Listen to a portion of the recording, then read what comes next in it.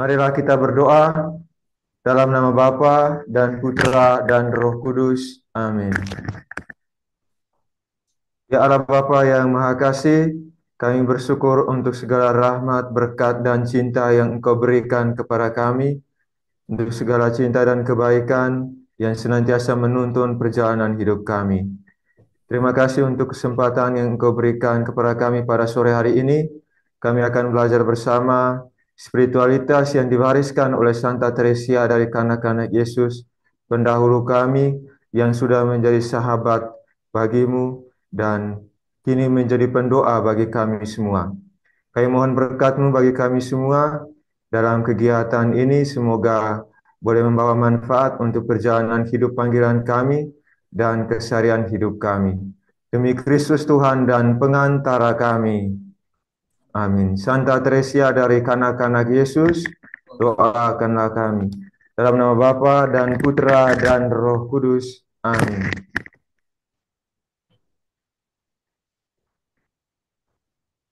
Para peserta Familia Karmelitana yang kami kasihi, salam jumpa dan terima kasih sudah bergabung dalam kegiatan Zoom ini untuk belajar bersama spiritualitas Santa Teresia dari kanak-kanak Yesus. Sebelumnya saya mengucapkan selamat pesta, selamat Hari Raya juga Santa Teresa dari Avila yang kita rayakan pada tanggal 15 Oktober.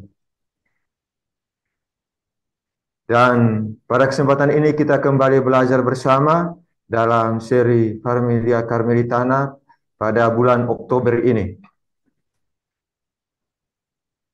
Untuk kegiatan kita pada kesempatan yang lalu kita sudah membahas mendalami beberapa tema bersama dengan para narasumber kita, antara lain tentang menyanyikan kemurahan Tuhan, lalu yang kedua tentang senyuman Santa Perawan, yang ketiga tentang anugerah Natal, dan yang keempat doa Pranzini, yang kelima penyakit ayahnya dan pakaian Teresia. Lalu pada kesempatan ini bersama dengan narasumber kita Pater Abdul, Pater Sakarias Abduli, kita akan mendalami sebuah tema dengan judul Gelombang Kepercayaan dan Cinta. Kita akan dibantu oleh Pater Abdul dan juga para Romo dan peserta lainnya dalam sesi Karmelitana ini untuk mendalami bersama tentang tema gelombang kepercayaan dan cinta. Sedikit saya memperkenalkan tentang narasumber kita, Pater Sakarias Abduli OCD. Beliau, secara singkat, beliau pernah menjalani secara spesifik studi spiritualitas di Universidad de la Mística Spanyol, atau yang biasa dikenal dengan sebutan CITES. Mudah-mudahan saya tidak salah untuk menyebutkan ini. Dan sekarang beliau menjadi magister, pendamping, pembina, formator bagi para frater di Rumah Filosofan Biara Karmel San Juan Kupang. Itu berkaitan dengan narasumber kita pada sore hari ini. Untuk kesempatan berikut kita akan masuk dalam baca bersama. Saya akan membantu membacakan berkaitan dengan teks manuskrip dengan judul Gelombang Kepercayaan dan Cinta. Teks aslinya yang sudah diterjemahkan ke dalam bahasa Indonesia.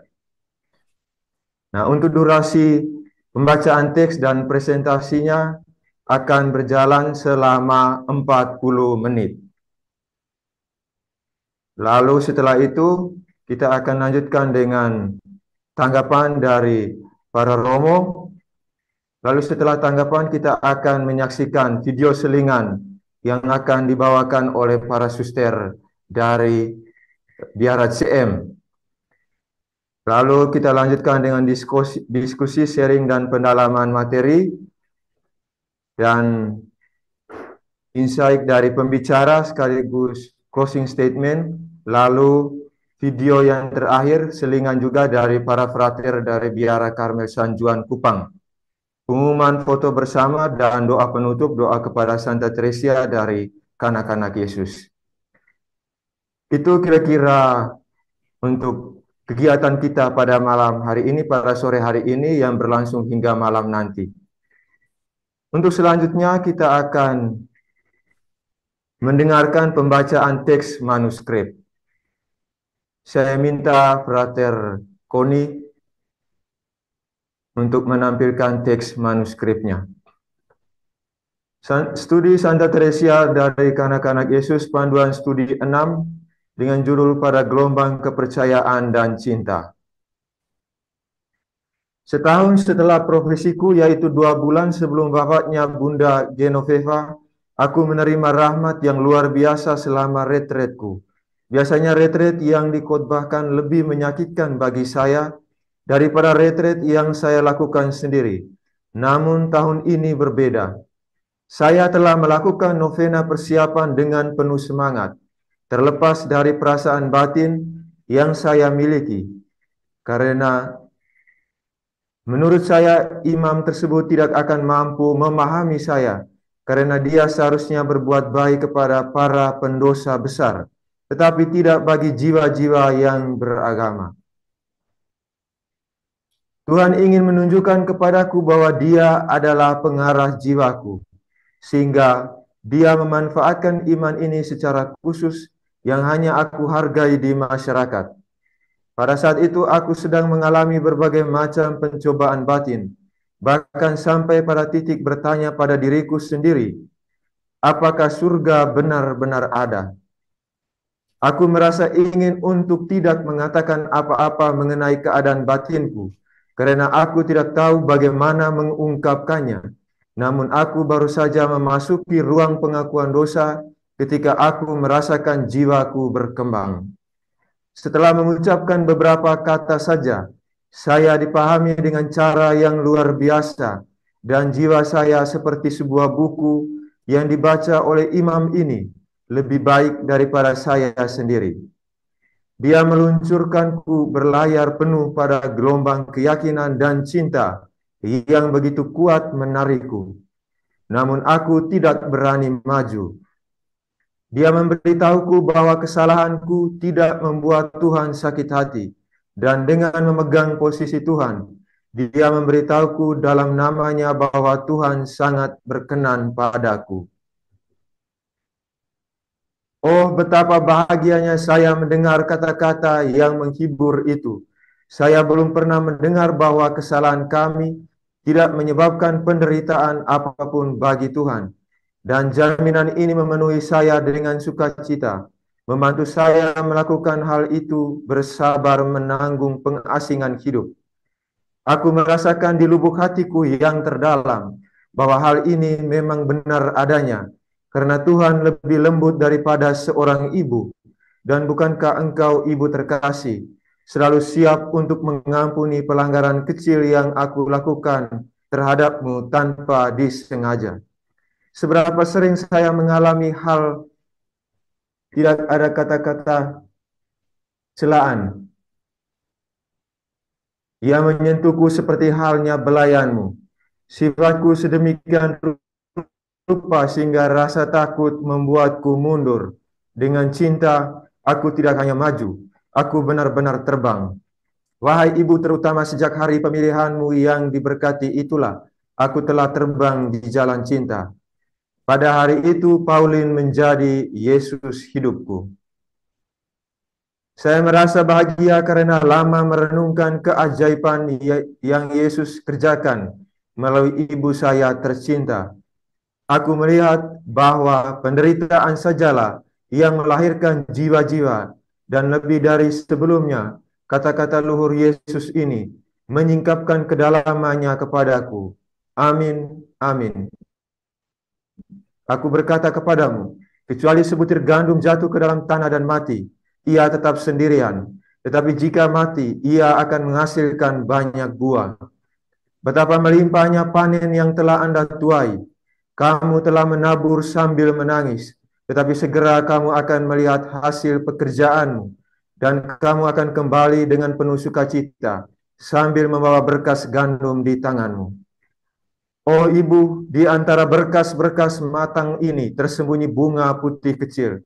Namun, Di surga dia akan memiliki suara yang dapat digunakan untuk menyanyikan kelembutanmu dan kebajikanmu yang dia lihat kamu praktikkan setiap hari dalam kegelapan dan keheningan pengasingan hidup.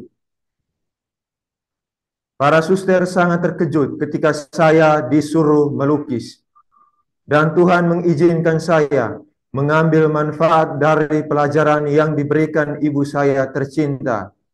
Dia juga menghendaki agar saya menulis puisi dan mengarang karya-karya kecil yang dianggap indah. Dan sama seperti Salomo, ketika dia memikirkan semua pekerjaan tangannya yang telah dilakukannya dengan begitu banyak jeripaya yang sia-sia, dia melihat bahwa semua itu adalah kesia-siaan dan kemalangan jiwa. Demikian pula aku mengetahui dari pengalaman bahwa kebahagiaan adalah kebahagiaan terdiri dari menyembunyikan diri sendiri, tetap tidak peduli pada hal-hal yang diciptakan. Saya mengerti itu tanpa cinta semua pekerjaan tidak ada artinya. Bahkan yang paling mempesona sekalipun, seperti menghidupkan orang mati dan mempertobatkan manusia. Belum terpenuhi bukan hanya hasratku akan kesempurnaan, tapi juga hasratku yang kesombongannya telah kupahami tanpa pernah mengalaminya. Alih-alih menyakitiku, membuatku sia-sia. Karunia-karunia yang dilimpahkan Tuhan kepadaku tanpa aku memintanya, malah menarikku kepadanya. Dan aku melihat bahwa hanya Dia yang tidak dapat diubah, dan bahwa hanya Dia yang dapat memenuhi hasratku yang sangat besar.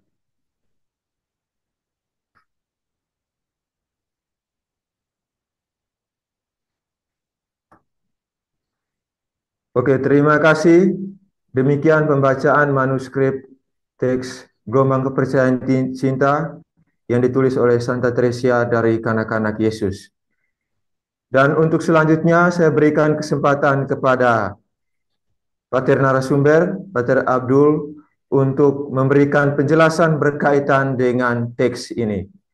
Waktu dan kesempatan melalui ruang Zoom ini saya berikan kepada Pater Abdul.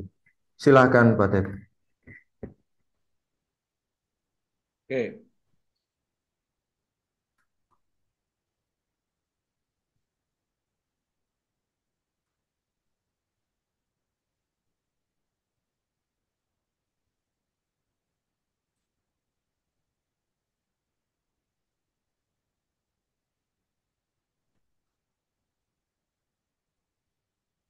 oke, sudah lihat share screen-nya. Sudah, Pater. Oke. Selamat malam, sore, malam untuk kita semua. Salam jumpa kembali di dalam kelas bersama atau studi bersama tentang Santa Teresia Kanak-kanak Yesus yang telah mengangkat jiwa kita besar di dalam Allah, di dalam kekecilan kita. Dan kali ini kita akan mendalami bersama dengan satu tema yang sangat menarik, yaitu gelombang kepercayaan dan cinta.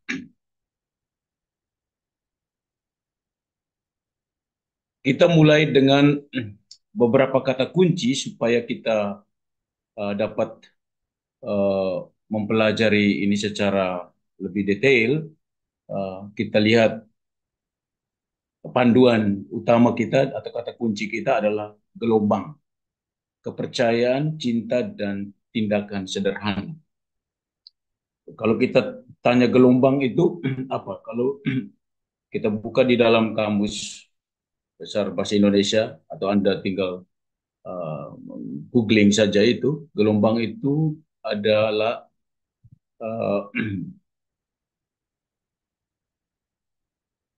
energi yang dipertautkan atau semacam perjumpaan energi yang menyatukan berbagai hal yang kita bisa lihat, misalnya gelombang lautan uh, atau hempasan energi di tengah lautan atau gelombang hidup atau ada yang suka bunga gelombang cinta, itu bisa lihat bunga gelombang-gelombang dan macam-macam gelombang dalam hidup ini.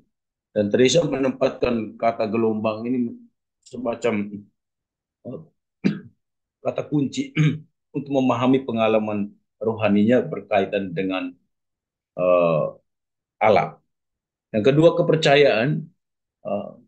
Kepercayaan ini juga adalah kata kunci di dalam seluruh karya Santa Teresa, yaitu iman, kepercayaan atau iman. Dan ini menjadi salah satu kriteria dasar dalam uh, kebajikan teologis. Iman, pengharapan, dan yang kedua cinta.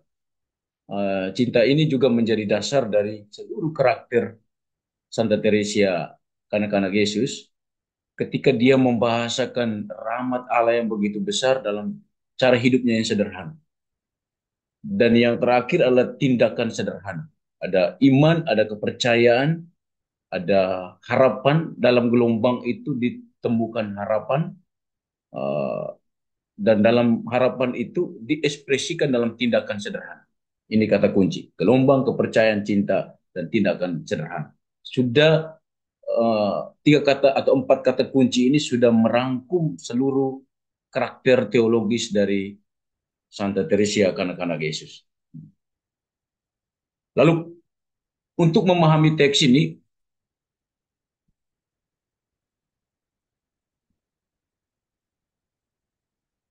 saya membuat satu peta umum. Peta umum. Kita bisa temukan di hampir di setiap alinea di dalam teks hari ini yang dibacakan tadi oleh moderator. Kita temukan ini. Yang pertama, pengalaman akan Allah setahun setelah profesi. Jadi dia merasakan ada pengalaman akan Allah setahun setelah profesi. Profesi itu artinya kaul-kaul. Kalimat lain yang biasa digunakan atau istilah lain yang digunakan dalam hidup membiara itu, kaul itu adalah profesi. Ini bukan berkaitan profesi pemain bola atau pemain pingpong di para frater di Jogja, yang pemain pingpong yang lawan dengan saya kalah terus. Itu bukan profesi, itu bukan profesional. Lalu peta yang kedua adalah rahmat retret. Ternyata di dalam pengalaman akan Allah itu ditemukan rahmat. Dan ketika dia memulai retret, dia tahu bahwa ada rahmat retret.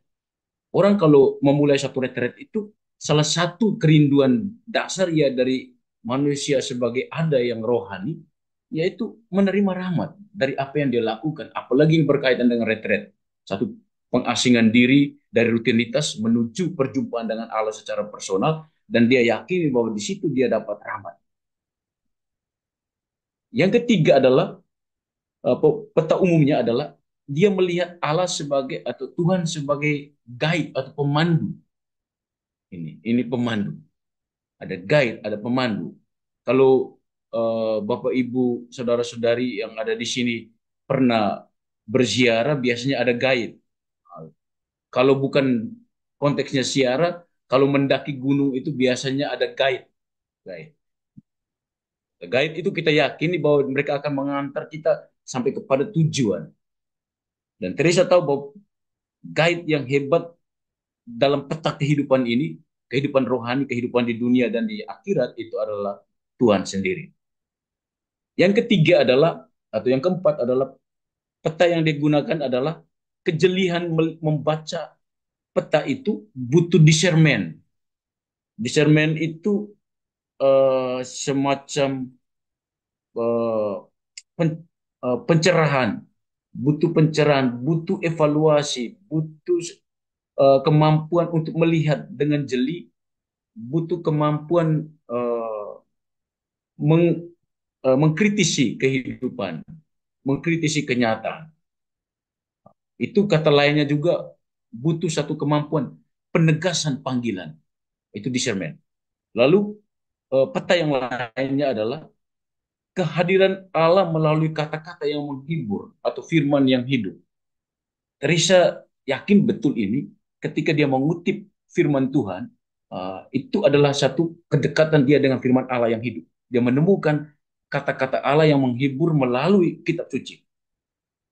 juga melalui kata-kata dari para suster di komunitas atau pemimpinnya atau bapak pemberi referennya. Jadi kata-kata yang diucapkan oleh orang lain itu dilihat sebagai kata-kata yang menghibur supaya dia dekat dengan Tuhan. Lalu dalam pesiaran, kita selain butuh peta, ada juga butuh nilai lain dari kebajikan lain, yaitu kesabaran. Kesabaran ini sangat dibutuhkan di dalam sebuah ziarah. Apalagi ini berkaitan dengan ziarah rohani. Tuh, kalau kita mau belanja saja juga butuh kesabaran. Prater coba pergi belanja di pasar, eh, ikut dengan salah satu OCDS yang ajak, butuh sabar. Itu butuh sabar itu. Kecuali diajak juga, kalau tidak diajak ya kesabaran dinantikan saja. Lalu yang berikut adalah pemimpin harus lembut dan penuh kasih keibuan atau kebapaan. Ini saya pakai kata pemimpin karena dia melihat uh, suster pemimpinnya, yang dia butuhkan dari seorang pemimpin itu adalah penuh kelembutan, penuh kasih keibuan atau kebapaan. Jadi ini juga berkaitan dengan uh, unsur feminim, feminitas, itu kelembutan. Ibu-ibu yang ada di sini ini kalau sudah kasar-kasar main tabrak anak, main labrak anak dan kata-kata dengan, kalau tidak tangan, kata-kata melampaui kekerasan tangan. Nah, itu dari Teresa minta supaya lembut sedikit. Begitu. Nah, lalu peta yang dibutuhkan di dalam teks ini adalah anugerah. Dia dia memang punya satu niat rohani, yaitu menerima anugerah. Dan dia tahu bahwa anugerah itu dicurahkan oleh Allah kepadanya.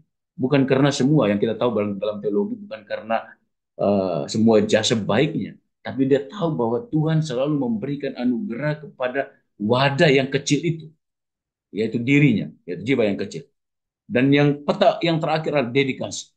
Dedikasi itu kita dapat temukan ketika dia diminta untuk melukis, dia melakukan itu. Di dalam teks-teks sebelumnya kita bisa temukan dedikasinya ketika dia uh, terlibat di dalam aktivitas komunitas dengan sungguh-sungguh, dengan serius. Itu dedikasi. Itu dedikasi. Bagaimana Teresa bisa merumuskan ini semua? Pengalaman akan Allah, rahmat retret, Tuhan adalah pemandu, discernment yang benar, lalu ada firman Allah yang hidup, kesabaran dalam siara, dan seterusnya. Bagaimana Teresa menemukannya itu?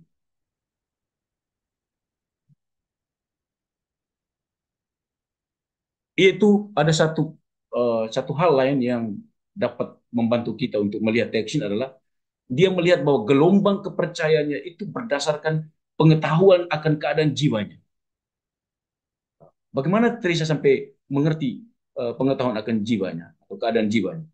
Kita dibantu oleh beberapa aspek yang ditulis oleh orang-orang kudus, salah satunya Thomas Aquinas. Dia menulis demikian.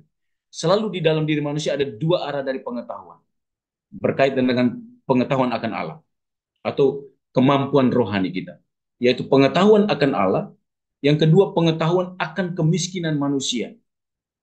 Dan Teresa menyadari benar aspek ini. Di dalam kepercayaannya, keyakinannya, imannya, dia tahu bahwa dia memiliki pengetahuan akan Allah yang baik, Allah yang benar, Allah yang adil, Allah yang berbelas kasih kepadanya. Yang kedua, dia juga tahu bahwa ada pengetahuan akan kemiskinan manusia. Manusia begitu rapuh, begitu lemah, begitu tak berdaya, begitu miskin di hadapan Allah. Maka disinilah dia menulis, Tuhan sebagai penopang untuk mencapai puncak persatuan dengan dirinya sendiri. Kita ini miskin, kita tidak berdaya apa-apa. Jadi itulah juga membuat para religius merumuskan kaul kemiskinan itu sebagai satu komitmen untuk bergantung kepada Allah melalui bergantung kepada pemimpin-pemimpin. Itu tanda dari kemiskinan yang real adalah kemampuan kita bergantung kepada Allah melalui kemampuan kita bergantung kepada pemimpin-pemimpin kita.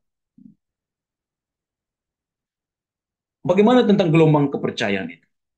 Untuk membantu kita mengerti teks Teresa tentang gelombang kepercayaan, saya ambil satu pikiran dari Santo Thomas Aquinas berdasarkan triptik. Triptik itu artinya tiga lipatan atau tiga bagian yang penting di dalam relasi manusia dengan Tuhan di dalam hidup rohani. Yang pertama adalah Allah. Pusat perhatian manusia itu Allah. Dan Teresa melakukan ini. Dia tahu bahwa dia dilahirkan di dalam kehidupan ini karena anugerah Allah, maka dia memilih seluruh pikiran berpusat pada Allah. Yang kedua, dia juga berpikir tentang keadaan jiwanya, yaitu manusia itu penting. Refleksi Allah, manusia, manusia Allah bagi Teresa ini penting sekali. Itu juga akan berkaitan dengan Yohanes dari Salib atau Santa Teresa dari Avila yang selalu menekankan aspek kemanusiaan Yesus. Teresa misalnya, Teresa dari Avila, sangat menekankan aspek kemanusiaan Yesus. Karena mereka tahu refleksi tentang Allah yang benar juga akan membantu refleksi tentang diri manusia yang benar. Dan triptik yang ketiga atau bagian yang ketiga itu adalah kembalinya manusia kepada Allah melalui Yesus Kristus. Jadi seluruh diri kita ini kembali kepada Allah melalui Yesus Kristus. Dan kita dimuliakan. Oleh karena itu Paulus bilang kita ditebus dengan darah Kristus ini. Darah itu simbol dari identitas kemanusiaan kita.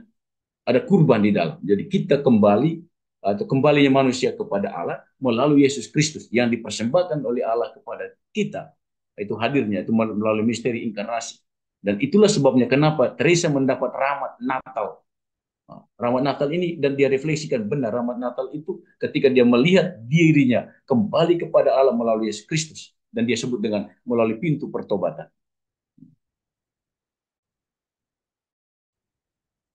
Gagasan utama dalam spiritualitas Teresia tentang gelombang kepercayaan adalah penghormatan terhadap transendensi Allah dan keutamaan tindakannya.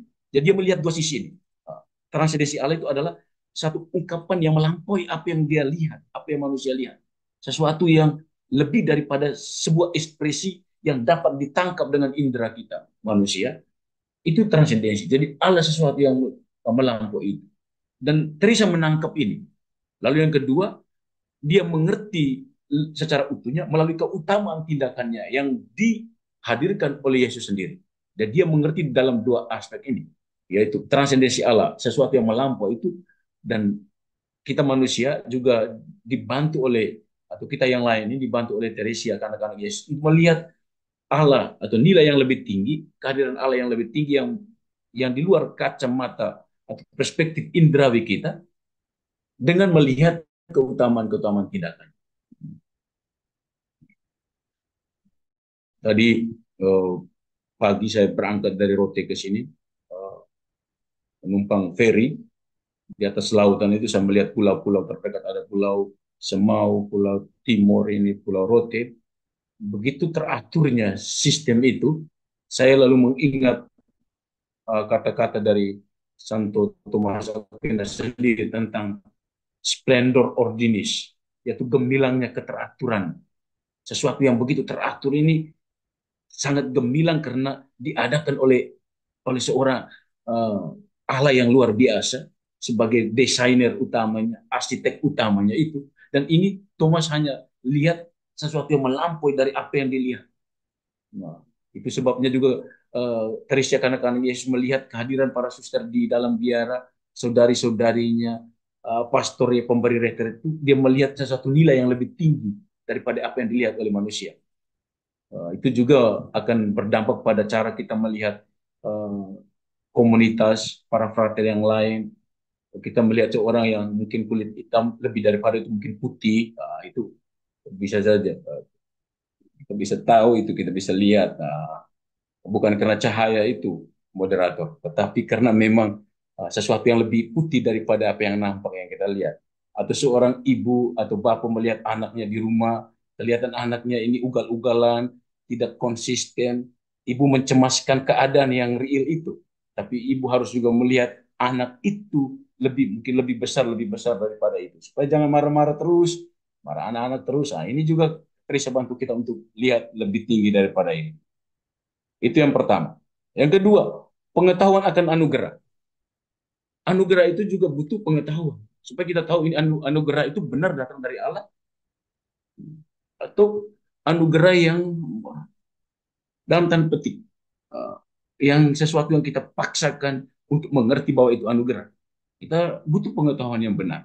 Tapi Teresa melihat pengetahuan akan anugerah dalam konteks retret. Yang pertama kita lihat situasi pasca retret. Bahwa jalan orang suci mana? Dalam konteks ini Santa Teresa dari Lisieux. Dia selalu berakar pada iman dan kehidupan gereja. Itu, pengetahuan yang benar itu iman dan kehidupan gereja. Bagaimana gereja? Dia melihat gereja dari waktu ke waktu, dari gereja perdana, bagaimana perjuangan iman rasuli, kemudian iman bapak-bapak gereja kita, iman gereja kita berkembang sampai saat ini. Dan Teresia berhenti di konteksnya waktu itu, tapi sebagai seorang yang mampu melihat secara transendental, melihat melampau itu, dia sudah melihat dunia yang bergantung kepada Allah itu. Kita juga diberi ruang itu. Lalu pengetahuan akan anugerah dalam retret itu dia temukan dalam aspek ini sangat sederhana. Di dalam retret dengan pembimbing dan retret pribadi. Bagaimana Teresa menemukan ini? Retret dengan pembimbing dan retret pribadi. Ini juga kecenderungan spiritualitas umum sekarang adalah orang retret pribadi dan orang memilih retret dengan pembimbing di mana-mana. Di San Juan di Kupang ini selalu ada orang yang datang retret pribadi atau retret dengan pembimbing. Melihat perbedaannya, Teresa temukan begini, dengan pembimbing, khotbah yang lebih menyakitkan, kurang kurang paham kebutuhan jiwa. Memang ini kalau peserta retret datang hanya untuk pembimbing supaya omong yang bagus-bagus tentang dia, oh susah. Maka pembimbing retret kelihatan itu hilang dia punya kekuatan objektivitas dan subjektivitasnya itu. Ini tuntutan dari seorang peserta retret. Khotbah yang lebih menyenangkan dia. Kalau disinggung sedikit, wah ini pembimbing retret ini. Teresa mengalami dua sisi ini. Lalu bagi dia Teresa mendiri. Pertanyaan adalah apakah dengan retret mendiri itu jiwa itu kenal baik jiwanya sendiri? Dan ternyata dalam teks tadi Teresa katakan bahwa ada hal-hal yang dia sudah programkan, yang dia sudah rindukan itu melalui retret pribadi itu dia bisa. Dia bisa mengikuti ritmenya. Tapi apakah demikian? Apakah demikian? Maka ini saya beri tanda tanya. Kenal baik keadaan jiwa, Teresa pilih jalan tengah. Ini yang sangat menarik. Dia butuh yang namanya novena persiapan untuk menentukan, untuk menyiapkan diri dengan retret dengan pembimbing atau retret pribadi. Lalu dia berpusat pada Tuhan, bukan pada pembimbing atau usaha personal. Ini jalan tengah. Jadi kalau mau retret pribadi atau retret itu hanya dua, yaitu kita butuh persiapan batin, yang kedua kita berpusat pada Tuhan, bukan pada siapa pemberi retret atau bagaimana usaha-usaha personal saya, supaya tidak membuat saya mendewakan diri saya, bahwa saya mampu mendiri dalam retret dan saya mampu menemukan Tuhan dalam kemandirian saya. Sabar. Ini Teresa membantu kita untuk rendah hati di aspek ini. Lalu yang ketiga, Tuhan adalah pengarah jalan. Kita dapat temukan dalam teks ini. Untuk menemukan Tuhan adalah pengarah jalan, Teresa minta atau Teresa memberi diri dalam waktu discernment dari Santa Teresa sendiri. Dengan begini, dengan mengajukan pertanyaan-pertanyaan semacam autokritik terhadap dirinya sendiri. Apakah surga benar-benar ada? Ini bukan keraguan, bukan pertanyaan uh, filosofis, pesimisme, bukan tentang sesuatu yang diragukan, tidak. Dia yakin, tapi dia mempertanyakan kondisi ini supaya dia yakin bahwa jiwanya terarah kepada sesuatu itu. Apakah sudah benar-benar ada? Apa watak sesungguhnya dari batinku? Seorang peziarah yang hebat seperti dia di dalam jalan kecil tahu benar bagaimana peta arah rohaninya, sehingga dia bertanya, bagaimana batinku hari ini? Yang kita sebut sekarang dengan examination of conscience atau evaluasi kesadaran itu, evaluasi batin atau periksa batin. Kita dianjurkan di biara-biara satu hari itu bisa 2-3 kali evaluasi batin. Mungkin keluarga-keluarga awam bisa juga mau ambil waktu untuk evaluasi batin setiap hari, sehingga mempertanyakan apa batas sesungguhnya dari batin dan apa jenis pencobaan batin. Itu dievaluasi. Seorang yang berziarah dari waktu ke waktu selalu menanyakan aspek fundamental ini.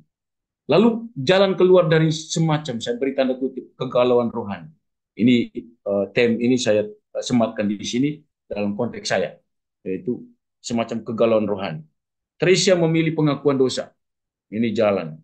Lalu yang kedua, mengucapkan beberapa kata saja agar dipahami. Mengucapkan beberapa, ada dia batasi kata-kata itu. Uh, Amsal kalau saya tidak salah itu. Di mana ada banyak bicara, di situ ada banyak kesalahan terjadi. Itu kita perhatikan. Dan Teresia mengantar kita pada konteks ini. Buah dari discernment. Ini bagian-bagian akhir dari materi ini. Buah dari discernment. Yang pertama, ia berlayar penuh pada gelombang keyakinan dan cinta. Ia berlayar penuh pada gelombang keyakinan dan cinta. Yang kedua, cinta menariknya ke dalam cinta. Lalu Tuhan berkenan padanya tanpa sakit hati pada kesalahannya. Itu buah dari discernment. Dia mengerti bahwa Tuhan mencintainya. Tuhan tidak sakit hati pada kesalahannya. Ini juga yang kita rasakan, kita butuhkan dalam sakramen pengakuan adalah Tuhan tidak sakit hati pada kesalahan kita. Kita yang bisa sakit hati dan kesalahan orang. Oh, itu sampai 40 tahun kemudian juga masih cerita tentang sakit hati. Nah, jangankan 40 tahun. Itu dia sudah mau di kuburan juga, sudah minyak suci juga masih ingat orang punya kesalahan dan sakit hati. Nah, ini belajar dari Tresia, karena Yesus. Lalu jiwa dalam keadaan bahagia. Jiwa dalam keadaan bahagia. Jiwa bersabar dalam pengasingan hidup. Pengasingan hidup saya beri tanda kurung. Aloneness, kesendirian, loneliness, kesepian, atau keheningan, dan solitude. Ini pengasingan hidup ini seringkali kita ada di ini, dimensi ini. Alone, alone with, uh, alone with, atau alone with God, atau alone with aloneness. Kita punya kesendirian sendiri. Nah, ini menjadi pertanyaan. Tapi Teresa mengajak kita untuk pengasingan hidup itu adalah kesabaran untuk menanti belas kasih Allah. Buah dari discernment yang lain adalah kelembutan. Teresa menerima kelembutan dari Allah. Dan ini Yohanes dari Salib juga katakan demikian. Kelembutan dari Allah. Teresa dari Avila juga selalu menekan aspek kelembutan dari Allah. Cinta sebagai anugerah. Itu dalam teks ini kita temukan apa itu cinta. Dari kata kunci tadi, cinta ini, cinta sebagai anugerah. Bagi Teresia, Allah sebagai penyebab anugerah. Teks ini juga berbicara dalam konteks ini. Allah sebagai penyebab anugerah. Lalu yang kedua, cinta kasih sebagai pusat kehidupan spiritual. Dari teori ke praktik. Cinta yang dituturkan dalam tindakan kecil atau sederhana. Kalau belum sampai pada cinta itu dibuat dalam tindakan nyata, paling kurang dituturkan dalam tindakan kecil atau sederhana. Lalu cinta kasih sebagai cinta persahabatan. Dia melihat para saudarinya di dalam komunitas sebagai sahabat. Teresia telah membangun persahabatan dengan Bunda Maria. Karena itu dia gampang saja membangun persahabatan dengan para suster yang lain. Kita jangan jangan jangan hentikan ini ya, kasih yang uh, meluap, kasih yang melebar, kasih yang menyentuh kenyataan. Kita mungkin berdoa kusut di depan patung Bunda Maria atau adorasi atau brevir, tapi kehilangan kasih terhadap sesama juga. Ini menjadi pertanyaan besar. Benar tidak kita bangun persahabatan? Tidak. Di kapela, woi, kusuk minta ampun. Mata benar-benar berbinar-binar Tuhan, ya Tuhan Yesus, patung Bunda Maria. Ketemu dengan saudari di komunitas, muka seram, suram, itu. Tidak lihat lagi, lirik saya tidak, senyum saya tidak. Katanya senyum itu mahal sekali. Ini evaluasi. Lalu cinta sebagai anugerah yang lain adalah amal membantu atau cinta membantu seluruh kehidupan moral manusia. Kita menjadi misionaris cinta kasih. Nah, ini tujuan kita menjadi misionaris cinta kasih. Lalu memiliki cinta berarti memiliki hati. Ini saya kutip dari beberapa penulis rohani ketika mereka membaca teks Teresia kanak-kanak Yesus tentang cinta. Maka mereka definisikan cinta bagi Teresia kanak-kanak adalah memiliki hati, bukan memiliki muka. Muka bisa pakai skincare, bisa pakai Oriflame, bisa pakai macam-macam. Macam frate-frate di Jogja itu. Itu memiliki cinta, itu memiliki hati. Begitu, bukan memiliki muka, apalagi rambut, apalagi kulit. Orang Bejawa bilang mite, itu tidak laku. Cinta itu memiliki hati. Memiliki hati itu apa? Mendoakan gereja, memiliki gereja, orang berdosa, para misionaris. Itu Teresa lakukan. Relevansi bagian terakhir. Moderator, saya izin beberapa menit lagi untuk relevansi. Oke, Bagian 2 slide siap lagi. Pater, aman. Oke. Yang pertama relevansi antropologis. Beberapa elemen antropologis dari Yohanes dari Salib membantu kita untuk memahami teks Teresia ini. Yang pertama, dari indra eksterior menuju ke indra roh, atau dari badania ke batinia, atau lebih pas itu dari olahraga ke olah roh, gitu. Dari gerak fisik itu ke roh. Jadi dari indra eksterior ke indra interior, indra roh, dari badania ke batinia, dari olahraga ke olah roh, dari manusia lama ke manusia baru. Itu dimensi antropologisnya. Manusia dibarukan. Dalam teori filsafat bilang manusia menjadi lain dari kemarin. Itu namanya perubahan. Berubah artinya menjadi lain dari yang kemarin.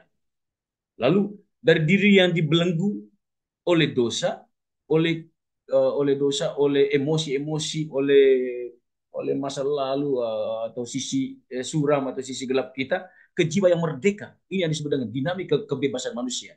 Yohanes dari Salib mengatakan manusia kebebasan itu adalah bebas untuk menjadi manusia baru di dalam Allah, di dalam sebuah siara ini. Lalu dimensi antropologis adalah ada kepenuhan roh di dalam aspek manusia kita. Ada kepenuhan roh karena Allah yang memberi anugerah ini. Dimensi sosiologis. Ternyata Teresa punya tujuan yang sangat mulia dari seluruh dinamika rohani. Dia mengalami kehilangan diri sendiri, mempersembahkan kepada Allah untuk menemukan sesama di dalam Tuhan. Sesamanya itu misalnya doa Peransini kepada Peransini, doa kepada gereja menjadikan dia misionaris. Itu artinya dia hilangkan dirinya di dalam Allah untuk menemukan sesama di dalam Allah. Dia tidak kehilangan sesama walaupun dia menghilangkan diri. Itu sangat menarik ini. Ini dimensi spiritualitas yang sangat tinggi. Lalu hierarki dalam masyarakat itu harus dibangun atas dasar keyakinan, cinta, dan kebahagiaan. Hierarki, ada struktur. Itu yang dituntut dari ibu pemimpin. Itu yang dia minta dari para pemimpin di biara, para suster. Itu hierarki. Struktur itu adalah hierarki. Di masyarakat itu juga butuh hierarki, tapi harus dibangun atas dasar keyakinan kepada Allah, cinta, dan kebahagiaan. Struktur di dalam keluarga itu juga dibangun atas dasar keyakinan, cinta, dan kebahagiaan. Lalu masyarakat harus memiliki nilai dalam setiap tindakan. Harus memiliki nilai dalam tindakan. Lalu moralitas dan hukum harus diisi dengan cinta kasih. Lagi-lagi aspek sosiologis juga membutuhkan dinamika cinta kasih. Relevansi bagi gereja, eklesial atau gereja. Gereja yang berziarah, salib dan kebangkitan. Teresa tahu benar. Dalam teks tadi kita temukan bagaimana rahmat retret itu, lalu kurban-kurban yang dia lakukan untuk menemukan aspek ini, gereja yang bersiar, dan dia adalah jiwa yang bersiar. Dimensi eklesial yang lain adalah wajah gereja yang gembira. Itu tujuan dari Teresa adalah gembira di dalam apa yang dia lakukan, dalam tindakan sekecil apapun dia bergembira. Lalu wajah Allah yang ditampakkan dalam komunitas. Teresa menampilkan sisi ini, kegembiraan di dalam komunitas. Relevansi dalam kehidupan spiritualitas. Yang pertama, doa. Doa. Yang kedua, askese. Itu Teresa melakukan persiapan batin sebelum retret itu askese sebenarnya. Askese itu apa? Askese adalah tindakan pendisiplinan diri secara rohani. Tindakan pendisiplinan diri.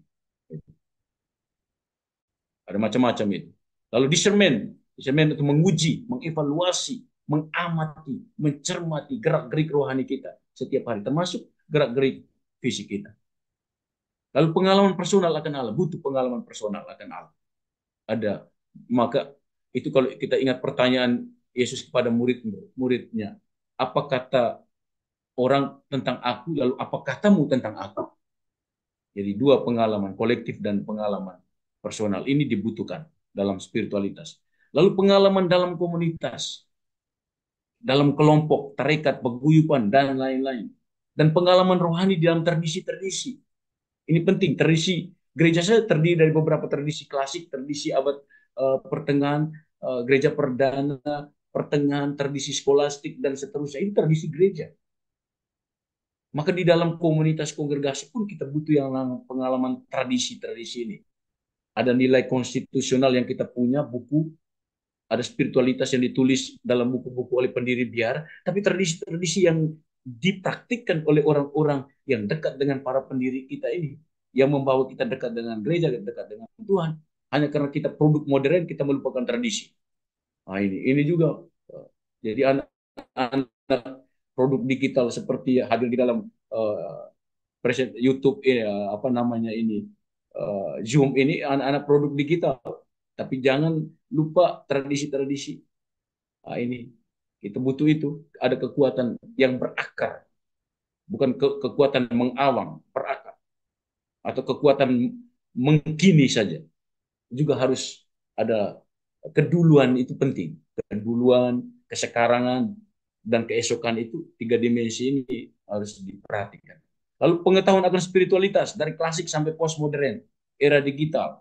Dan Teresa tahu itu. Karena itu dikutip beberapa hal yang berkaitan dengan pengetahuan klasik atau postmodern atau era digital, zaman dia dan lain-lain. Dampak bagi seorang Karmelit, baik awam maupun religius, para Karmelit, keluarga besar Karmelit. Dampak pribadi, ada sukacita di dalam doa yang sejar. Doa, ada sukacita di dalam doa yang sejar. Lalu ada kerendahan hati di dalam mendengarkan Tuhan melalui sesama. Teresa mendengarkan suster-susternya itu dengan baik sekali. Mendengarkan pemberi retret. Itu ada kerendahan hati. Butuh energi. Karena perasaan ingin tahu semua itu, atau kita merasa kita sudah tahu banyak hal itu, kemampuan mendengar kita itu kita eliminasi dari sebagai satu kebajikan. Karena kita sudah tahu semua. Atau kita merasa lebih tahu dari orang yang sedang tahu itu. Itu masalah juga. Secara rohani kita mengalami ini, distorsi ini, nilai ini. Lalu ada kebahagiaan di dalam derita. Nah, ini ada kebahagiaan di dalam derita. Kita perhatikan sudah ini. Lalu ada sakit yang diubah menjadi berkat. Ada sakit yang diubah menjadi berkat. Ada satu film yang saya nonton itu, salah satu kalimat yang saya kutip sampai sekarang itu bagus sekali. Kalimatnya begini: ada sakit, ada penderitaan yang dilihat sebagai rasa sakit atau dirasakan rasa sakit, tapi ada penderitaan yang dilihat sebagai proses untuk maju. Ada dua jenis penderitaan di dunia. Ada penderitaan yang membuat orang hanya melihat sebagai rasa sakit, dan yang kedua, penderitaan yang membuat orang melihat sebagai kesempatan untuk maju. Dampak komunitas, keyakinan dan cinta, sekalipun melalui gelombang, terombang-ambing, jatuh bangun, susah, senang, dan lain-lainnya, tetap harus memperteguh persaudaraan kita. Itu dampak komunitas. Komunitas membantu jiwa untuk bersatu dengan Allah yang benar. Allah yang benar. Bukan Allah yang diciptakan oleh seorang yang tertutup secara rohani, yang diciptakan oleh pribadi. Tidak, Allah yang benar, Allah yang benar ini. Lalu anugerah dinikmati bersama. Itu anugerah dinikmati bersama. Setiap orang tidak merasa sepi di dalam kebersamaan. Itu dampak komunitas. Dia harus menciptakan kegembiraan ada dalam kebersamaan. Sekian dan terima kasih. Moderator, saya kembali. Oke, terima kasih Pak Abdul atas presentasi materi dan penjelasannya bagi kita semua pada malam hari ini.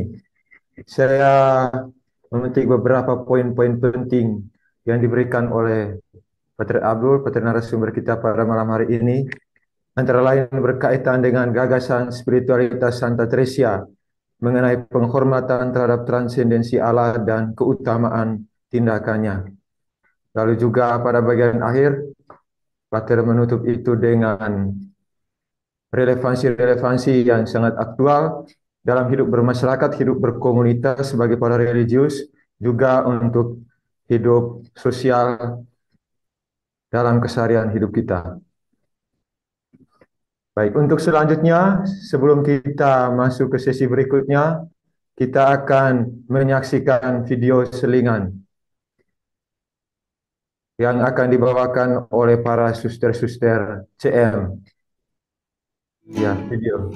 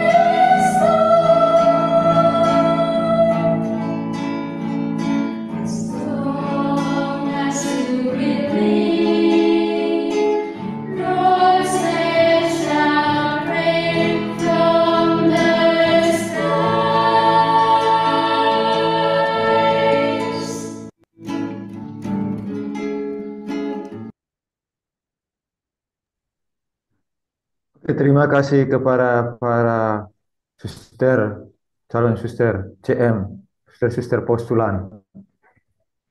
yang sudah membawakan lagu pada malam hari ini sebagai selingan. Dan untuk selanjutnya, saudara-saudariku, kita masuk dalam sesi diskusi, sharing, dan pendalaman bersama.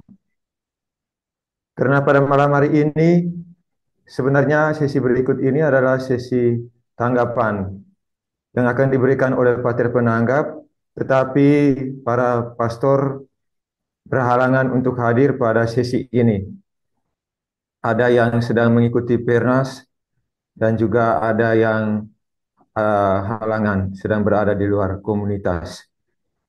Sehingga untuk sesi berikutnya saya berikan kepada kita semua untuk memberikan pertanyaan. Jika audionya itu bermasalah, maka bisa dengan cara mengetik pada kolom chat. Untuk bagian pertama saya berikan kepada dua penanya, maka kesempatan pertama saya berikan kepada Frater dari Sanjuan Kupang. Silakan, Frater. Suara gue besar. Baik, terima kasih. Apakah suara saya bisa didengar? Bisa dan sangat jelas. Mantap, Bu. Oke, thank you. Sebelumnya terima kasih kepada Pater Abdul sudah menjelaskan dengan sangat baik terkait dengan Santa Teresa dari Yesus, Teresa dari kanak-kanak Yesus. Ada hal menarik yang bagi saya patut untuk dipertanyakan lebih lanjut, yaitu terkait dengan discernment tadi. Yang saya pahami tentang discernment itu adalah pembedaan antara apa yang ada dan apa yang semestinya ada. Saya melihat semacam ada kriteria khusus antara yang diidealkan dan apa yang nyatanya ada. Bila kenyataan tidak sejalan dengan apa yang diidealkan itu, maka kita dituntut untuk kembali kepada apa yang diidealkan tersebut. Namun terkait dengan yang ada dan yang semestinya ada itu merupakan konstruksi sosial atau dipengaruhi oleh lingkungan di mana kita hidup. Saya mengambil contoh. Saya seorang mahasiswa, pada satu tempat saya dipengaruhi oleh pengetahuan atau ilmu pengetahuan yang saya peroleh di kampus yang notabene multidisipliner. Tapi di sisi lain, saya juga dipengaruhi oleh pengetahuan tentang identitas saya sebagai seorang religius. Ketika membuat pembedaan, ada semacam dua kekuatan yang bersaingan di sana, yakni ilmu pengetahuan tentang yang diajarkan di kampus dengan pengetahuan saya tentang hidup membiara.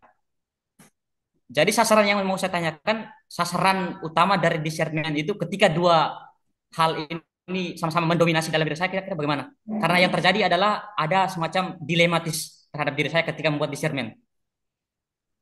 Jalan tengahnya kira-kira bagaimana, Pater? Sekian, saya kembalikan. Terima kasih, Frater dari Sanjuan Kupang. Kita satu lagi penanya ya, Pater, baru Pater jawab sekalian. Atau mau langsung dijawab? Boleh, langsung saja. Oke. Langsung dijawab. Dan pertanyaannya tadi bisa menangkap, Pater? Sudah. Oke. Langsung, Pater. Terima kasih, Frater Gusto, Frater Sanjuan Kupang. Saya tidak melebar. Saya kembali ke pola atau ritme Teresia kanak-kanak Yesus ketika dia harus memilih retret pribadi atau retret dengan pembimbing. Dilematis. Dua kenyataan bahwa satu hal retret pribadi juga tidak selamanya buruk dan retret dengan pembimbing juga tidak selamanya bagus. Artinya ada hal baik, ada hal yang kurang menurut Teresia waktu itu dalam konteks ini. Dan dia menentukan jalan tengah. Jalan tengah itu juga seperti yang ditanyakan oleh Frater Gusto, kita butuh jalan tengah. Jalan tengah yang ditawarkan Teresia itu adalah satu pengetahuan. Pengetahuan ini tentu saja pengetahuan karena pengalaman perjumpaan personal. Dan Teresia punya pengalaman personal tentang itu, pengetahuan. Dia tidak membaca diktat-diktat teologi atau diktat-diktat filosofis atau filsafat dari orang-orang terkenal waktu itu. Karena seseorang ini menjelajah dunianya dengan pendekatan spiritual berdasarkan pengetahuan personalnya. Dia membaca satu dua buku atau satu dua panduan yang mengantar dia untuk mencapai tujuannya, menempatkan itu untuk tujuan yang mau dicapainya dalam persatuan dengan Tuhan, dalam siara rohaninya. Maka dia pakai jalan tengah. Pengetahuan itu membantu dia untuk melihat mana yang membantu dari dua persoalan ini. Maka dia pilihlah berdasarkan pengetahuan, dia mendapat pengetahuan yang lain, yaitu pengetahuan berdasarkan informasi, formasi dari orang-orang di sekitarnya yang dia tahu tentang kapasitas intelektual, kapasitas spiritual, psikologis mereka. Dia butuh ini. Maka dia buat pengantar tadi. Allah adalah guide, pengarah. Allah adalah pengarah ini juga dia lihat dalam orang yang mengarahkan dia di dalam komunitas. Itu jalan tengah yang diambil. Lalu pengetahuan yang lain adalah pengetahuan dari sumber-sumber yang akurat, yang membantu panggilan yang nyata itu. Dalam konteks frater inilah dua lokus berbeda ini, tetapi dengan sasaran yang sama sebenarnya. Pengetahuan di kampus itu interdisipliner itu juga sedang membantu seorang mahasiswa yang sudah punya tujuan dalam panggilan, apalagi ini panggilan menjadi imam. Maka setiap hal yang frater konsumsi di fakultas yang berkaitan dengan ilmu apa saja, itu harus menempatkan discernment itu, ujilah itu apakah itu memampukan secara intelektual atau psikologis atau aspek apa saja yang berkaitan dengan kriteria seorang mahasiswa, dapatkah membantu itu kepada tujuan yang mau dicapai. Itu jelas, ini sangat jelas. Maka saya tidak akan pernah melihat ini sebagai dua wilayah dengan kontradiksi atau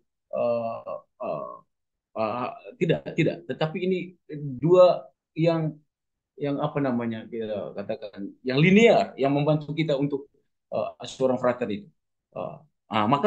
Maka discernment ini adalah murnikanlah motivasi. Kita harus murnikan motivasi. Apa yang mau kita capai? Dari waktu ke waktu kita diminta untuk memurnikan motivasi. Bahkan sejak kita awal dari pembinaan, misalnya pembinaan dari suster atau pembinaan dari frater, sejak awal itu kita sudah diberi ruang seluas-luasnya untuk memurnikan apa yang menjadi tujuan kita. Sehingga tidak ada lagi dua sisi yang berbeda yang akhirnya memecah belah kondisi jiwa kita. Tidak. Discernment itu bagi Teresa, ini konteks Teresa membantu kita. Jadi discernment tadi saya bilang kemampuan untuk mengevaluasi, mengkritik dan semacamnya. Dalam bahasa yang paling lembut secara spiritual itu adalah penegasan panggilan sebenarnya. Teresa itu discernment ini saya kasih konteks secara spiritual ini penegasan panggilan. Jadi apa yang dia konsumsi dan apa yang dia supply itu menjadi dua keadaan yang benar-benar mengarahkan jiwanya untuk bersatu dengan Tuhan. Ini konteks Teresa sekali. Jadi itu saja, moderator. Baik, demikian jawaban dari Pater Abdul. Apakah bisa diterima, Pater Gusto? Oke, saya rasa cukup. Oke, terima Terima kasih. kasih. Selanjutnya saya berikan kesempatan kepada saudara-saudari para peserta yang lainnya. Apakah masih ada pertanyaan diberikan kepada kita semua?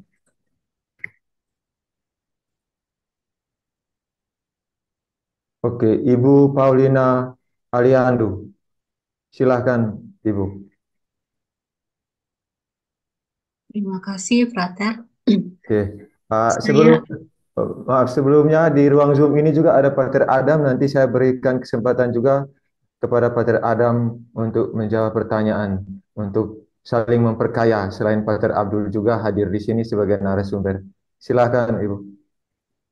ya, terima kasih, Frater. Eh, saya mau bertanya melanjutkan mengenai discernment tadi. Dalam manuskrip mengenai profesi atau pengikraran tadi, di awal manuskripnya itu saya membaca tentang Santa Teresa mengungkapkan bahwa sebelum ikrar dia mengalami yang namanya kekeringan rohani. Nah, mungkin dalam bahasa yang diungkapkan oleh Pater Andrew tadi ada fase kegalauan seperti itu tadi. Eh, dalam manuskrip itu disebutkan bahwa Santa Teresa menyatakan bahwa itu datangnya dari iblis dan dalam prosesnya dia menyebutkan bahwa dia mendapatkan penguatan dari kepala biara. Pertanyaan saya mengenai discernment dan juga kekeringan rohani tadi, apakah memang iblis yang dimaksudkan oleh Santa Teresa dalam uh, suratnya itu adalah iblis secara literal ataukah pengaruh negatif atau emosi negatif ataukah hal yang lain seperti itu? Itu yang pertama. Kemudian yang kedua, terkait dengan pernyataan kekeringan rohani dalam surat atau manuskrip Santa Teresa tadi, apakah salah satu yang menyebabkan kekeringan rohani itu karena dari awal Santa Teresa mengalami keraguan-raguan akan panggilannya sehingga itu diungkapkan dalam surat Santa Teresa Lisieux tadi. Dan terakhir terkait discernment,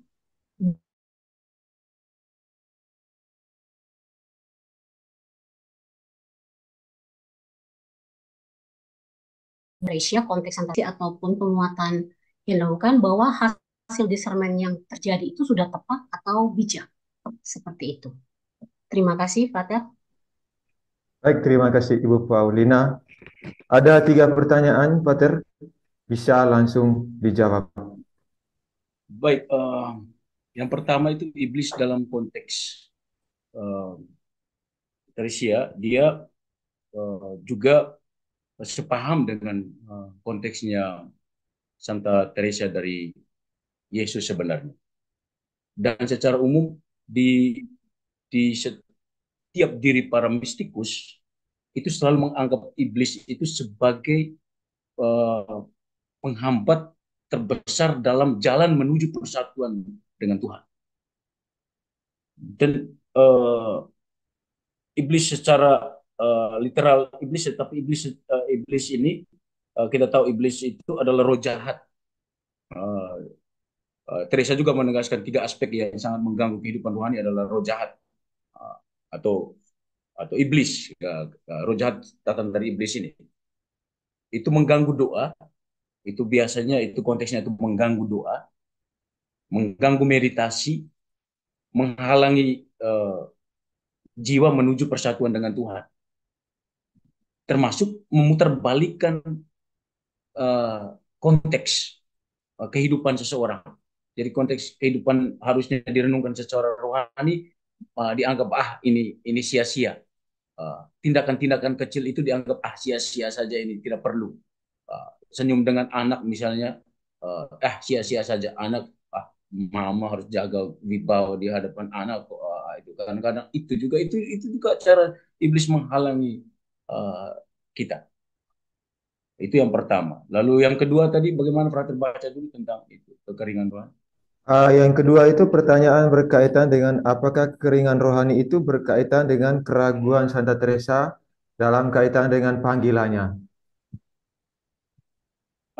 Teks ini sudah di dalam keadaan di mana Teresa sudah sedang berjalan.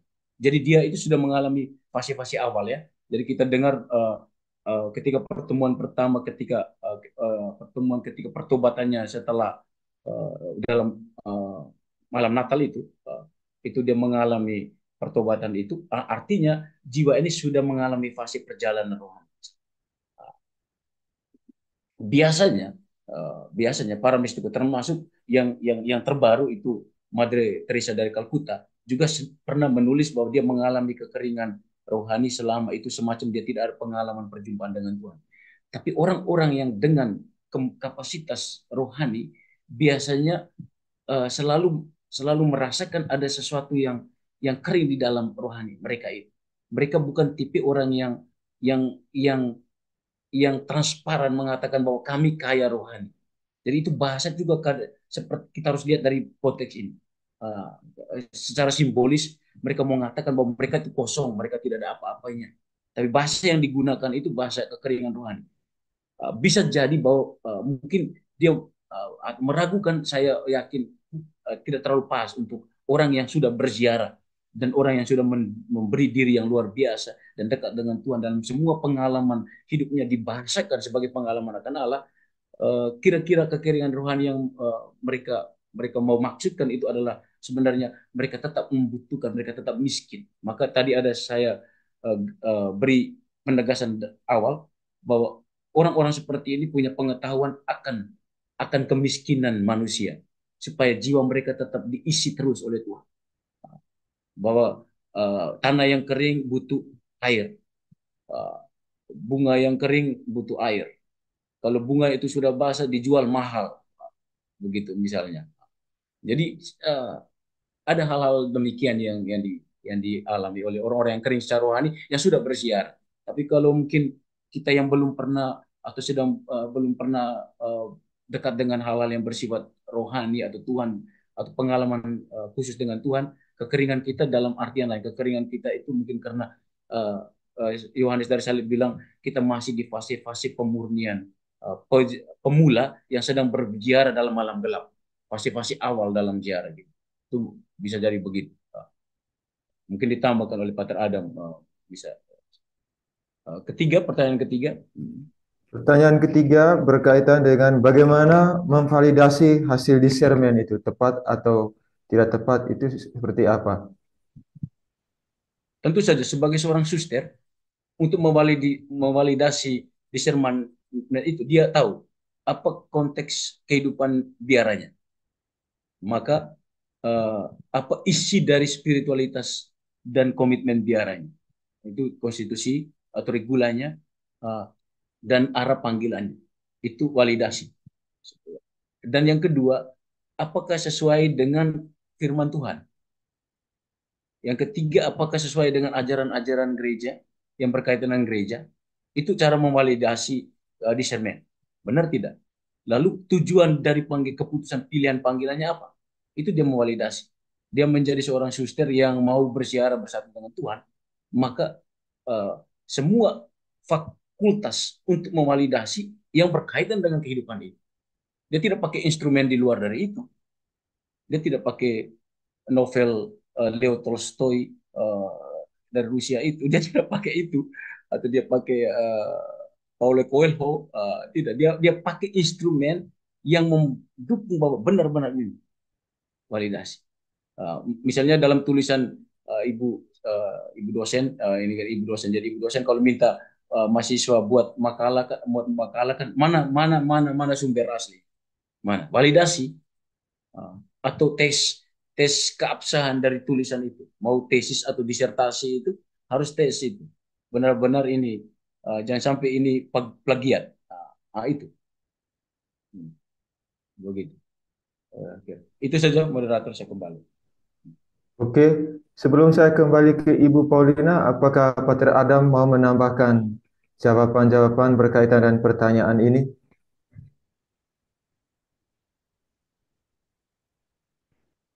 Oh, Pater Adam mungkin sedang berhalangan berkaitan dengan jaringan. Bagaimana Ibu Paulina berkaitan dengan jawaban yang diberikan oleh Pater Abdul? Ada tanggapan balik? Sangat mencerahkan. Terima kasih. Baik, terima kasih juga. Ya, selanjutnya masih ada pertanyaan dari para peserta lainnya.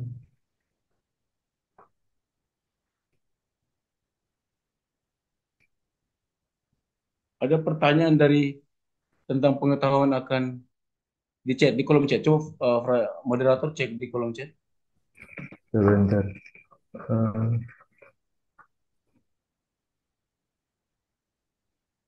Eh, tidak tidak muncul ke saya, Pater. Sepertinya pertanyaan ini hanya ke Pater saja, Oh tidak ya, untuk umum. oh ya. Bisa Pater langsung baca dan Ya, kalau saya cek dulu ya. Tidak kelihatan.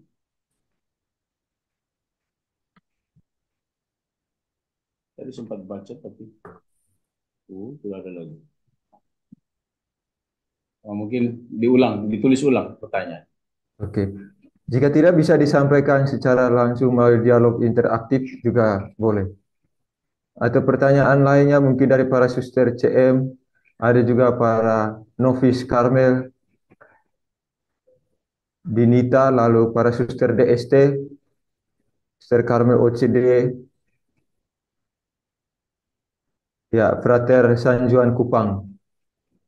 Mereka punya banyak stok pertanyaan untuk Pater Magisternya. Silakan, Frater.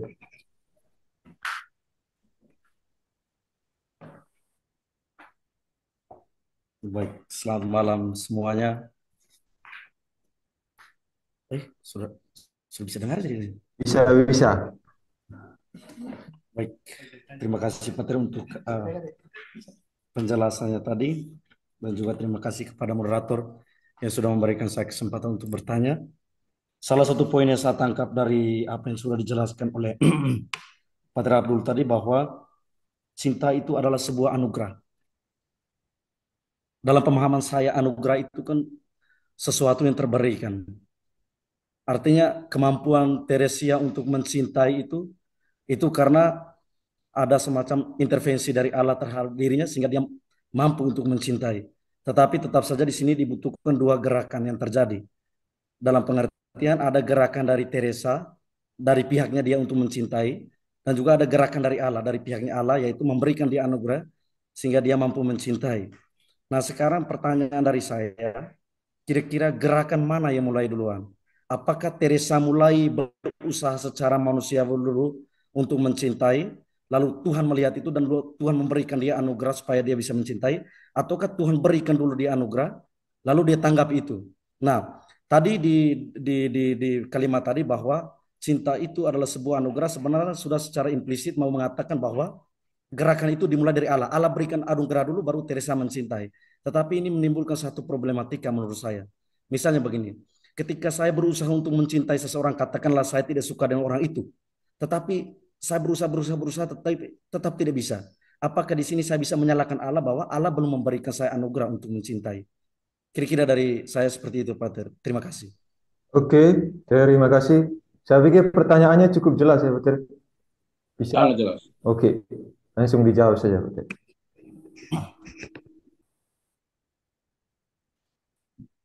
Baik, kita tahu anugerah itu adalah dalam prinsip teologi kita adalah rahmat yang diberikan secara cuma-cuma dari Allah. Dan rahmat itu dinyatakan dalam kebajikan-kebajikan. Anugerah dalam kebajikan. Salah satu kebajikan yang diberikan secara cuma-cuma itu adalah cinta. Dan cinta itu ada sebelum seorang Teresia sebagai manusia itu hadir. Allah sudah mengenal dia. Dan itu keyakinan. Maka ketika Allah mengenal seorang Teresia, Allah sudah mendahului itu dengan semua jenis kebajikan. Salah satunya cinta. Maka ketika Teresia hadir, itu paket ini ada di dalam diri seorang Teresia dengan paket yang ada, termasuk salah satu kebajikan adalah cinta. Maka anugerah adalah cinta adalah anugerah dari Allah secara cuma-cuma, yang diberikan oleh Allah secara cuma-cuma. Cinta juga yang kedua, ketika cinta ini sudah ada di dalam, kita menumbuhkan itu. Maka yang kita sebut dengan gerak balik, kita menumbuhkan, kita melestarikannya. Sama dengan Tuhan beri kepercayaan kepada karya penciptaannya, ke Adam dan Hawa, beranak cuculah, menjagalah, lestarikanlah. Jadi ada tanggung jawab di dalam. Dan tanggung jawab itu, bagaimana cinta ini datang dari dirinya untuk yang diterima dari Tuhan itu mulai dikembangkan. Dan persoalan nanti sampai kepada seseorang yang kita benci lalu kita cinta, kita ubah. Sebenarnya ini adalah datang dari seorang paket-paket yang lain. Ada emosi, ada standar-standar keterbatasan manusiawi kita tadi yang kemudian mengubah satu kebencian menjadi cinta. Karena dasarnya ada di dalam ini. Tidak ada, sudah ada bawaan dasarnya itu. Kita kalau saya tidak salah filosofi adalah ide bawaan itu semacam konstruksi awal dari diri kita ini sudah ada itu. Tinggal kita kelola itu. dipengaruhi dengan emosi-emosi lain, subjektivitas kita, evaluasi kita terhadap seorang, membuat kita kemudian menyadari bahwa orang yang dibenci ini kemudian berubah cinta, atau cinta kemudian berubah menjadi benci hanya karena sesuatu yang kita kurangi dari nilai cinta yang diberikan oleh Tuhan itu. Yang ketiga adalah bagaimana orang yang kita benci itu sampai kita cinta, karena memang karakter dari cinta itu mentransformasi seseorang, mentransformasi dia. Cinta yang benar, cinta tidak menghancurkan. Maka cinta yang benar juga cinta yang tidak merusak citra orang lain, termasuk citra dirinya sendiri. Cinta itu mentransformasi, dan itu salah satu paket-paket atau karakter-karakter dari cinta itu yang diberikan oleh Allah itu sendiri. Dan yang terakhir, walaupun kita di dalam keadaan mungkin sudah membenci orang, tapi kemudian cinta itu datang lagi, bukan karena produk dari usaha pribadi kita, tapi memang karakter dari cinta itu tak terbatas dari Allah. Sekali dia memberi lalu dihentikan saja begitu, lalu kita seperti semacam dunia ini dikontrol oleh kita sendiri, lalu diri kita dikontrol oleh kita sendiri. Tidak, cintanya bersifat tak terbatas, endless love, cinta yang tak terbatas, cinta yang sampai akhir. Maka ini termasuk intervensi ilahi ini berjalan terus, karena dia makhluk yang dia jaga, makhluk yang diciptakan, yang dia lindungi kita. Sehingga gerak timbal balik ini, tetapi yang mendasari semuanya itu adalah anugerah cuma-cuma dari Allah. Itu dari saya. Oke, bagaimana Frater penanya dari San Juan Kupang berkaitan dengan jawaban dan tanggapan dari Pater Abdul? Terima kasih. Bisa diterima? Oke, terima kasih. Selanjutnya pertanyaan dari kolom chat dari Frater di Novisiat Karmel Nita. Saya bacakan pertanyaannya. Mungkin Pater juga bisa sambil lihat di situ di kolom chat. Pertanyaannya mengenai gelombang kepercayaan, pengetahuan akan keadaan jiwa. Teresia mengenal keadaan jiwanya. Pengenalan akan jiwa ini apakah lahir dari sebuah pengetahuan yang akan Allah atau sebagai pengalaman akan Allah, pengalamannya akan Allah. Lalu apabila keduanya berjalan bersamaan akan pengetahuan dan pengalaman akan Allah, bagaimana Teresia melukiskan pengetahuannya akan Allah? Demikian pertanyaan dari Frater Novisiat Karmel Nita. Baik, terima kasih. Tentu saja Teresia, kita tahu dari deskripsi atau narasi-narasi pertama dalam hidup Teresia itu, dia tidak pernah sekolah reguler. Jika pengetahuan itu tentang mengakomodir ilmu-ilmu tentang Allah atau teori tentang Allah, maka pengetahuan itu masih dalam level pengetahuan teoritis. Itu dia tidak pernah sekolah itu. Dia bisa saja dapat pengetahuan-pengetahuan itu berdasarkan informasi-informasi dari cerita bapaknya, mamanya, katekesi yang diberikan oleh bapak dan mamanya di keluarga tentang Tuhan, pengetahuan lisan yang dia terima. Yang kedua, bisa saja dia dapat dari retret atau para pembimbingnya, magister novisnya, atau pembimbing para suster di biara, dia dapat pengetahuan. Tetapi ada pengalaman di dalam itu. Pengalaman akan Allah bertumbuh lebih awal menurut saya itu bertumbuh lebih awal dari informasi yang didengar dari teori-teori atau praktek-praktek, teori-teori atau ilmu-ilmu yang dia dapatkan dari orang-orang yang dia percayakan dalam hidupnya ini. Jadi kalau pertanyaan tentang apakah pengetahuan dan pengalaman itu berjalan bersamaan, bagaimana Teresa melukiskan pengetahuannya akan Allah? Dia melukiskan dengan cara-cara yang sekarang kita baca ini. Itu cara melukiskan, menulis hal-hal yang dia terima dari pengalaman atau dia dapat dari pengalaman. Itu dia menuliskan pengetahuan akan Allah berdasarkan pengalaman. Jadi pengetahuan akan Allah didapat dari pengalaman ini. Yang dia jumpai setiap hari ini, yang dia tuliskan ini. Dia adalah bunga kecil, mawar kecil. Nah, itu pengalaman. Dia melihat mawar kecil, pengalaman perjumpaan ini dia tuliskan. Jadi bagaimana Teresa melukiskan itu? Melukiskan di dalam pengalaman perjumpaan. Dengan bapaknya dia tulis, dengan saudarinya dia tulis, dengan pembimbing retrietnya hari ini kita baca dia tulis. Nah, itu kira-kira begitu. Oke, demikian jawaban dari Pater Abdul.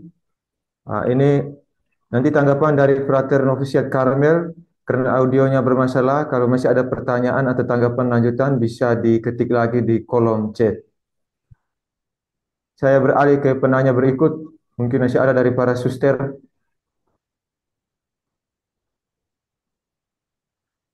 Para suster ada yang mau bersuara?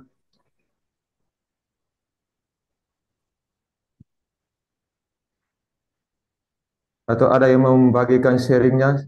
Saya persilakan.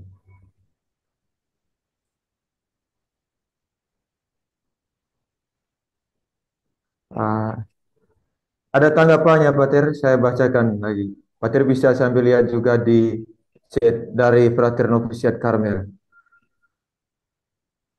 Tadi Pater menjelaskan tentang semua kebajikan yang dilakukan oleh Tresia bertujuan untuk bersatu dengan Allah. Lalu pertanyaannya, apa sebenarnya tujuan dari persatuan dengan Allah? Tujuan dari persatuan dengan Allah. Oh ya, oke. Nah, ini kita kalau mungkin Frater pernah baca Yohanes dari Salib atau katakan Teresia dari Avila, ada Teresia dari Avila, Teresia dari Yesus, kita akan mudah memahami konteks ini.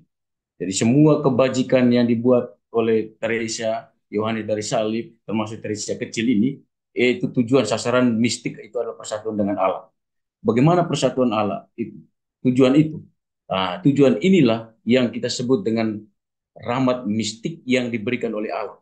Dan semuanya terjadi di dalam sudah sepenuhnya pada wilayah Allah. Yang oleh Teresa dari Avila dalam ruang ketujuh kita sebut dengan perkawinan rohani. Situlah semua karya Allah bekerja. Manusia selesai. Pengetahuan manusia, kebajikan manusia, dan lain-lain yang unsur-unsur manusiawi kita yang membantu kita berziarah tadi selesai. Itu hanya cara kerja Allah. Ya, tujuan mereka itu adalah seluruh diri mereka, seluruh kehendak, ada kategori-kategori spiritual kita, pikiran, perasaan, kehendak kita itu sudah di dalam pikiran dan kehendak Allah sendiri. Itu yang namanya persatuan dengan Allah.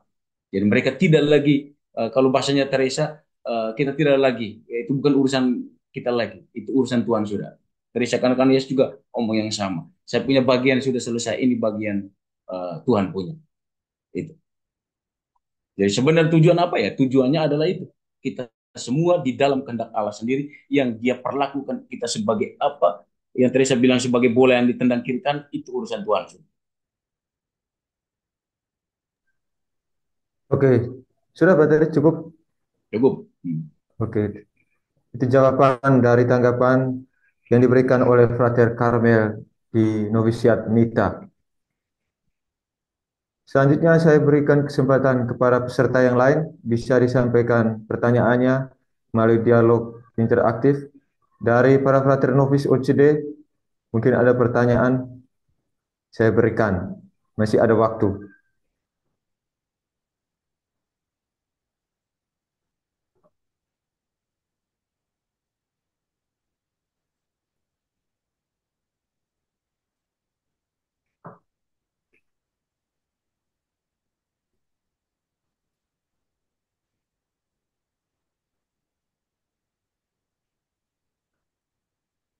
Apakah masih ada dari saudara-saudari juga dari Karmelit Awam atau para peserta lainnya?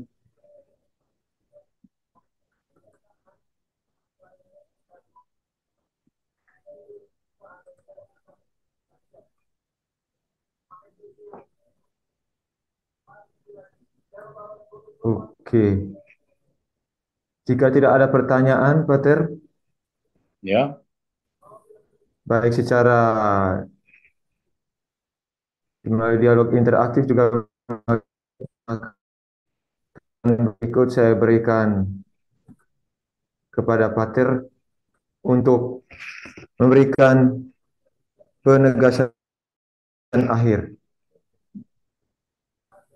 closing statement dan penegasan akhir kesimpulan dari Pater untuk para peserta berkaitan dengan materi pada kali ini, kesempatan ini. Silakan, Pater. Baik, para saudara-saudari sekalian, suster, frater, CDS, dan saudara-saudariku yang terlibat di dalam studi bersama ini, kita tahu Teresia, anak-anak Yesus ini sangat jujur di dalam menempatkan dirinya di hadapan Tuhan sebagai orang yang kecil, sebagai mawar kecil. Dan konsistensinya ini terukur dari apa yang dia idealkan sebagai mawar kecil dengan keseluruhan hidupnya sampai pada teks yang kita baca pada hari ini. Kejujuran rohani membantu dia untuk mengenal panggilannya, mengenal cita-cita hidupnya, juga mengenal semua anugerah yang diberikan oleh Allah kepadanya. Teresia dengan pengalaman yang kita baca hari ini tidak sedang menspiritualisasikan hal yang kelihatannya remeh-temeh di dalam keseharian hidupnya.